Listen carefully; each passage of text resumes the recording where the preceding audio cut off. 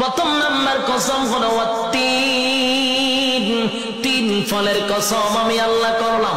ওয়াজাইতুন, আল্লাহ বলেন জাইতুন ফলের কসম আমি করলাম। ওয়া তুর সিনিনা, সিনাই পর্বতের কসম করলাম।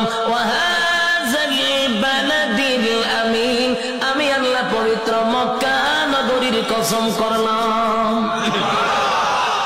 কসম হইল কয়টা? চারটা কসম আমি আল্লাহ করছি। বান্দারে তরে বানাইতে গিয়া চারটা কসম করছি। কেন করলাম?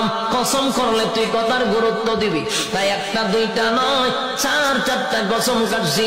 তোরে সুন্দর করে বানাইছি, তোরে সুন্দর করে বানাইছি, তোরে সুন্দর করে বানাইছি, তোরে সুন্দর করে বানাইছি। চারবার কসম করছে। চারবার কসম করে আল্লাহ বলেন লাকাদ খালাকনাল ইনসানা ফি আহসানি তাকওয়িম। রব্বে কারীম বলেন, বালিশের সঙ্গে মাথা লাগাইয়া একটু চিন্তা করে দেখ।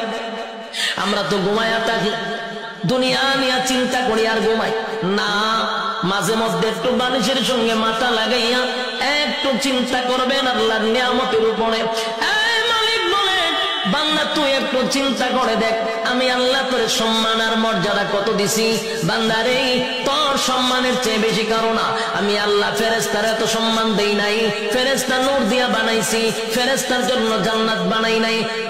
মানুষ তোর জন্য জান্নাত বানাইছি, ফেরেশতার জন্য জান্নাত বানাই নাই। তোর সুন্দর করে বানাইছি, কোরআনে বলছি ফেরেশতারে বানাইয়া কোরআনে